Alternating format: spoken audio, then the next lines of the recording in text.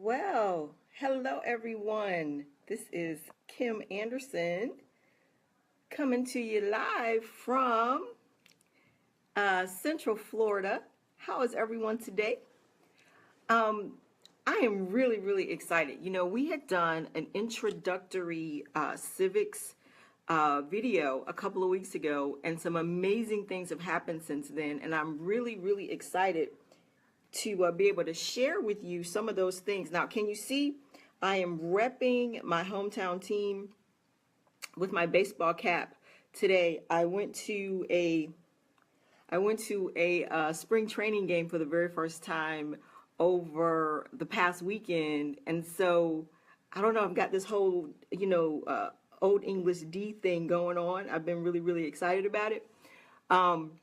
And so I just had this tremendous idea. This is our first civics video that we're doing that is in conjunction with the Founding Project.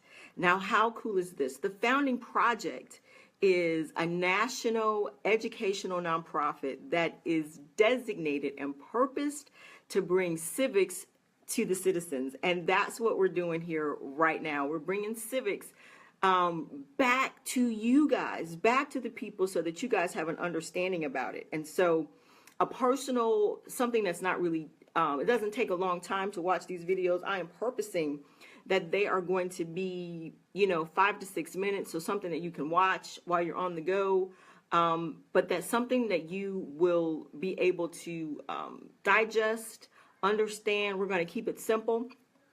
And as a matter of fact, I want to show you a couple of things. But first, my idea is that as we go on, we're going to be doing these videos. We're going to get in depth. They're going to be juicy. They're going to be interesting. They're going to be entertaining. Did you guys just see the sun come out? Oh my gosh. And so I just had this idea that how cool would it be, because I like baseball caps, obviously,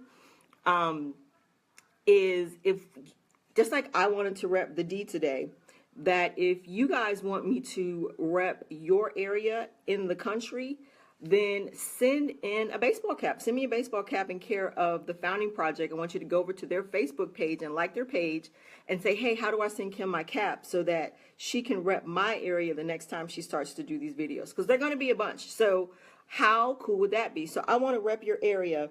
Now, I won't go there, but let me rep your area as we do this civics, and we take this civics to the citizens, all the citizens of the U.S. Send me your baseball caps. How cool would that be? Okay. So what I want to share with you is where we're getting our information today. We're going to be talking about the purpose of government, specifically the United States. Can't talk about the purpose of government other places, but just what's going on here in the good USA. Okay. So we're going to be talking about that, and I want to share with you where I'm getting my information so you don't think I'm just making it up or I'm just pulling it out of a hat. Go Tigers. So here's where I'm getting some of the information that I'm going to share with you today. One is can you see that? My handy dandy pocket constitution in the Declaration of Independence. Thank you, Heritage Foundation, for that. It's not a plug, it's just where I got it. And the course that I'm actually using and that I'm going to be sharing from is called, guess what? Civics. It's by Alpha Omega Publishing, and I'm really sort of taking this from the beginning. We're gonna start. We're really in our next video. We're really going to get into the history of civics. We're going to sort of dive deep, but today we're going to just keep it simple, and we're going to talk about the purpose of government as it was created to be here in the U.S. Okay, so I've got my notebook, I've got my handy dandy notes, I've got my pocket constitution. Okay, so let's go. The first thing that was very interesting about this particular lesson was that it started with the preamble to the Constitution. And so there are a couple of things that I want you to, a couple of dates that I want to put out there. And so let's start with that first, shall we? Let me just grab a swig.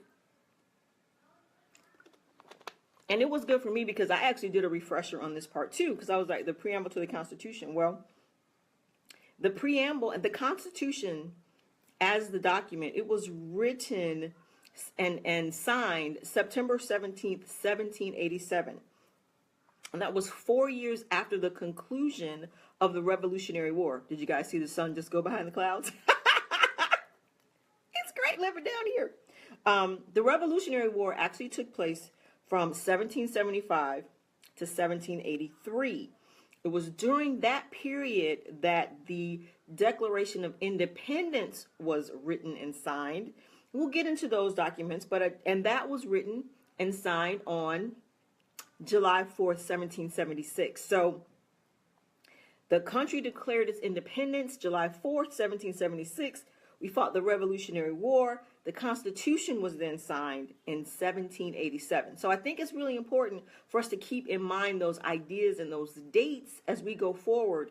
It helps us sort of keep things in perspective. Okay, so in this lesson, the purpose of government, the authors of the lesson today, Alpha Omega, they started with the preamble to the Constitution. And so I said, well, great. I actually like to know the definition of words. I don't know. What about you? And so the preamble to the Constitution, the word preamble, see, I like the details. I want to know what they actually meant. I looked it up, and the definition of preamble is the introductory part of a statute or deed stating its purpose, aims, and justifications. So when we read the words to the preamble of the Constitution, what that preamble is saying is they are introducing the purpose, its aims, and the justification of the Constitution, okay? So I thought that was powerful, just to read that and go, you know what, this is what the preamble means. This is why we are, the rest of it makes sense. Now, here's the funny thing. For those of us that grew up watching Schoolhouse Rock, raise your hand. But those of you that are watching this video might be going, what's Schoolhouse Rock? YouTube it. The preamble is a song in our heads, right? So I'm going to read these words, and if I break out in song, just sing with me, okay? But here's the preamble to the Constitution. Their purposes in writing it as they formed this new government, the purpose was to form a more perfect union, establish justice, ensure domestic tranquility, provide for the common defense. You guys know it, right? Promote the general welfare and secure the blessings of liberty to ourselves and our posterity. Do ordain and establish this Constitution of the United States of America.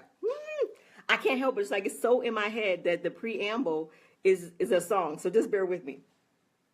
But really, those are some pretty heady things that the Constitution was set up to establish. It was set up to establish a more perfect union. It was set up to establish justice. It was set up to ensure domestic tranquility and provide for our common defense as a country, to promote general welfare, not welfare system, but well-being, the ability for people to fare well, secure the blessings of liberty for ourselves and our posterity, for those that will come after us. So let's talk about that really quickly. We're going to just dive into those really briefly. The first thing that the Constitution was created for was to establish justice, to create a more perfect union, right?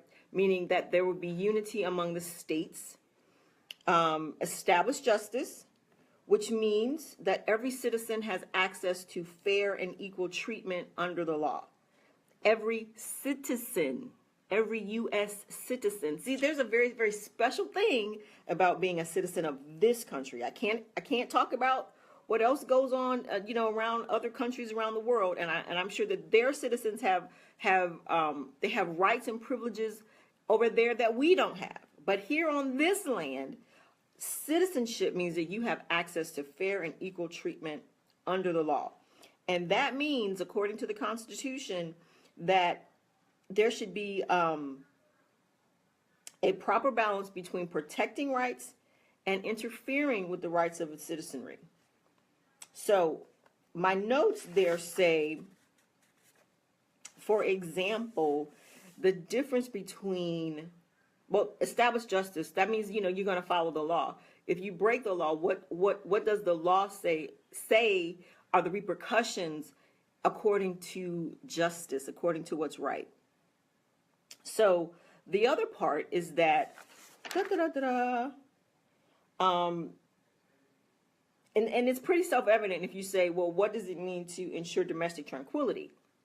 That means that there should be no wars on this land. There should be no, no one else is going to come to the United States and declare war on this land. There's not going to be war and bloodshed on this soil. We're not going to fight a civil war again in the natural. We're not going to fight each other to the point of drawing up weapons and East-West civil war. That's not going to happen, not on this land. So we ensure domestic tranquility, and we mean that other people are not going to be allowed to come here and disturb our peace. That's not going to happen. And so then that also provides for the common defense, which means these borders are sacred to us. And so our military is set up to protect our borders, to keep people out that want to come in and do us harm, and to keep us settled so that we don't start to fight each other in the streets and there will be no civil war. Not again. Though we had it after the Constitution was written, however, which was why it was so devastating, we don't do this. This is America. This land is sacred and it's precious to us. So the Constitution is set up to ensure domestic tranquility and provide for the common defense. As we promote general welfare, faring well, the ability for people to come here and fare well, if you're an American, I mean, isn't that the hope? Isn't that why so many people want to come here?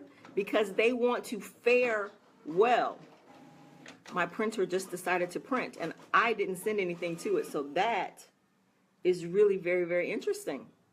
Okay, so, and it's still printing. Isn't that crazy? I don't know. That's the crazy thing about wireless printers. Like, someone in my house can just send it to print and it's doing it again. It's wild. So, but one of the things I do want to mention as we go forward, and we're just about ready to wrap up, is maintaining the proper balance between protecting rights and interfering with rights. That's another major proponent of the Constitution when we say establish a more perfect union and establish justice. And an example of that would be the battle that goes on about religion in this country. I mean, we're not going to dive into that right now, but there's a difference between protecting religious freedoms versus the government establishing a religion. Very, very big difference. So the Constitution and the government has to have that balance where they are recognizing they are recognizing the ability to protect freedom of religion without enforcing religion. We see a lot of court cases about that in the news. Okay, and so what are our other things? Let me just check real quick.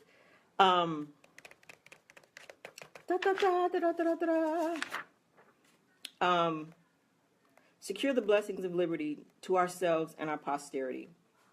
You know, we want to have the ability here in this country to do the very best. The blessings of liberty. And the sun is coming back out. Let me see if I can get in there for you. The blessings of liberty, the blessings of freedom. To decide for ourselves what we're going to do that's going to be best for us and best for those that come after us in our family. It's a wonderful thing. So coming up, guys, I'm very, very excited about the lessons that we're going to have in the upcoming weeks. We are going to talk about, we're going to go back and we're going to talk about what was going on in Boston in the 1770s and why that's important and relevant to us, for us today.